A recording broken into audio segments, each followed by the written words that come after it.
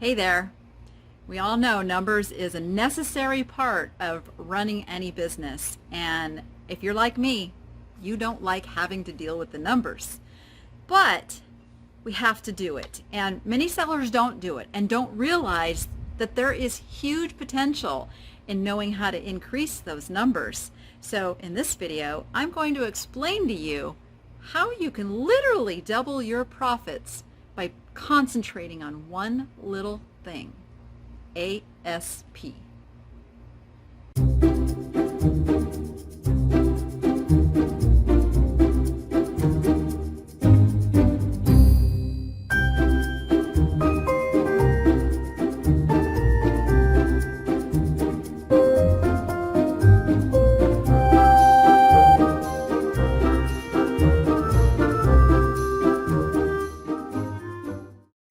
Okay, first let me explain what ASP stands for. You hear me talk about it a lot.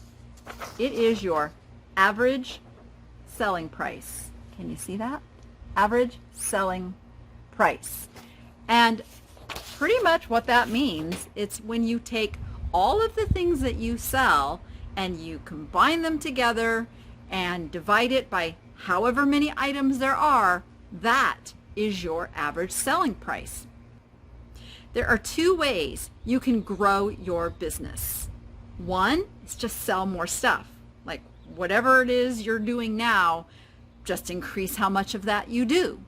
That's not always possible. Sometimes that means you have to take on more people to help you or spend more hours that you're putting into the business.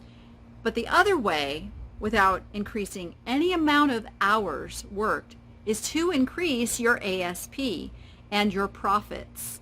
Now, I'm not going to get too heavily into the cost that you're paying for things because we all know you make your money in the buy. But let's just say you're finding really good stuff at really good prices. This holds true. So I've done some examples just to illustrate what this looks like. So I'm going to keep it simple and I'm just going to take 5 items. So in this first example, I've got 5 items that I have sold for $5, $6, $8, $10, and I had a good one at $20, right? So when you add all those together, that's $49 was the total of all of those sales together. All right, so now to find our ASP, we take that $49 and we divide it by 5 because there was 5 items. That comes out to $9.80 is your ASP. Okay, so and you can times this by however many numbers. There's no limit to how many things you can sell and still figure out your ASP. Okay, and the reason this helps is because you may have something that sells for some crazy amount of money, and then you have the majority of your items are selling in the $10 range, so your ASP is still going to be at a lower range than if you were selling all of those crazy high-priced items. So let me go with a little bit higher selling price, and because I don't want to give you something that's completely unreachable, you know, $1,000 items, even hundreds of dollars items as your mainstay. That's a tough business because you have to spend more to make that. But this, super duper doable.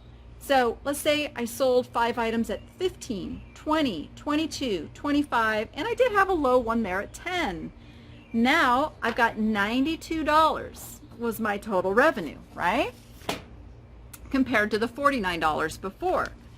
So now I take that $92 divided by 5 and I've got $18.40. $18.40 versus $9.80. So it's not quite double, but you get the hint. $18.40 is now the ASP. Same amount of time to list the items, same amount of time to ship the items, all of that stays equal. The only thing that changed was how much I sold the items for. So I don't have to increase my workload. I just have to find the things that I can sell for a $20 ASP versus a $10 ASP. Hope that's making sense. If not, please leave me a comment down below. Now, I know cost of goods plays into this, so I just wanted to touch on that. Cost of goods, or COG. So in that first example, we can probably say, hey, I only paid $1 a piece for those items. So your cost of goods was $5, right? On the second example, let's say I had to pay a little bit more, and all told, they cost me $20. Still, bottom line profit. First example, $44. Second example, $72. Okay, see how that works? So if you're needing to make more money on your eBay sales and you think, well, I can't really hire somebody, I can't really spend any more time. So one of the things to do is look at your ASP and see how you can increase the value of what you're selling and just find better things that give you a better profit. And with that, go be profitable and make it fun. And don't forget to hit that subscribe button, and I'll share lots more eBay tips and tricks with you. All right, see you on the next one.